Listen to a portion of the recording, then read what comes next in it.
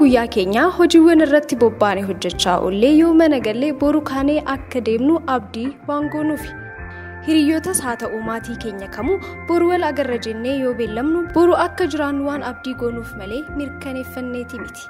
Nutis beellama sanbataa torbeedhaan isiniif dhiyaatu yoo torbaan itti aanu wal agarra jennee isin beellamannu abdii waan goonuuf malee mirkaneeffanneeti miti.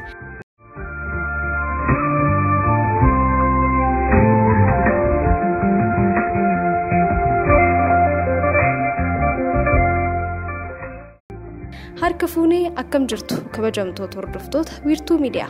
Onnachiistuu keenya torbee kanaan waa'ee abdii waliin ilaalla. Qopheessee kan isiniif dhiyeessu immoo Ansittiinaa Hajjiitii nu waliin tura.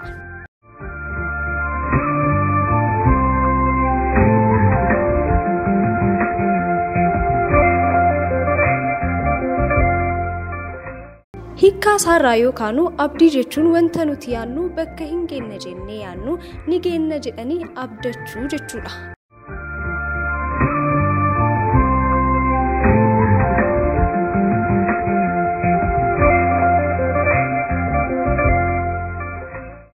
Akkuma ifti guyyaa fi aduun nu gubaa ooltee dukkanaaf gadhiiftuu fi yoo dukkanaa'u akka bari'u abdii goonu san jiruu keenya keessattis har'a haalaa fi akkaataa kamiin keessa yoo jiraanne iyyuu wanti hin jijjiiramne hin jiru.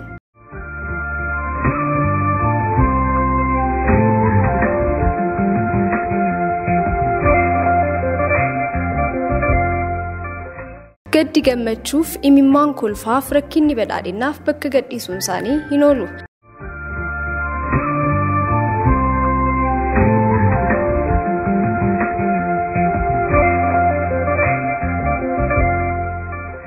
Kanaaf abdiin jiruu keenya keessatti waan guddaadha.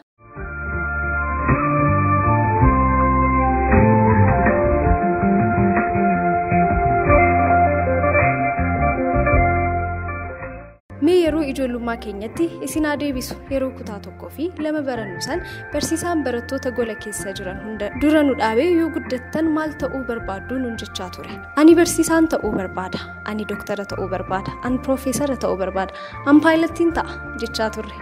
Sun waan ta'uu hawwiinudha. Wanta hawwiinuu san ta'uudhaaf immoo maal hojjechaa turreen gaafii biraati.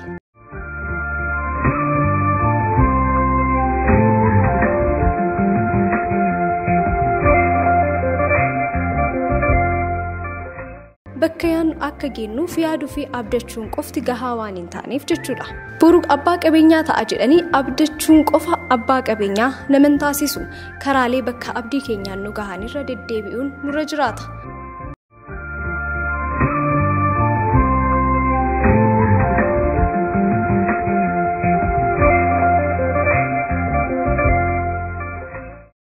Barataan doktara ta'uu barbaadu sirriitti qo'achuu qaba. Kanaaf abdiin qofti gahaa osoo hin taane wantoota nurraa eeggamanis bahachuun nurraa eeggamaa jechuudha. Wantoota nurraa eeggamanis bahachuu akka nurra jiraatu akka hin irraanfanneef.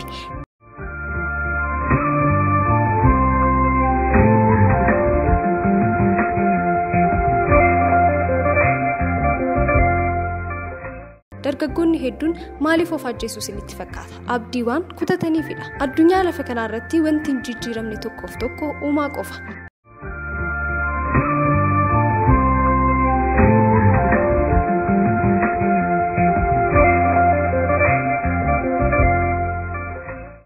Mee yaada wantoonni nuti jiruu keenya keessatti ni ta'a jennee humnaa fi yeroo keenya ittiin gubne osoo hin milkaa'in wanti nuti yaannee hin beekne karaa milkaa'ina keenya ta'een beeku.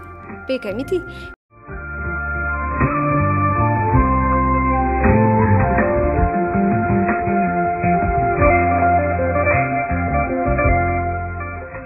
Wanti hin jijjiiramne hin jiru. Dukkanni ifaaf bakka hin dhiifne bokkaan bonaaf hin mo'amne hin jiru. Bakka yaanne gahuuf wanti nu dhorku hin jiru. Kan gufuu nutti ta'u garuu baay'eedha.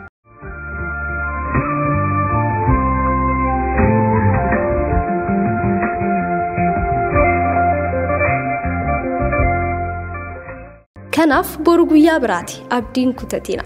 Sittiinaa Hajjii turee torban abdii fi humna haaraan guutame qabaadha. Nagaatti.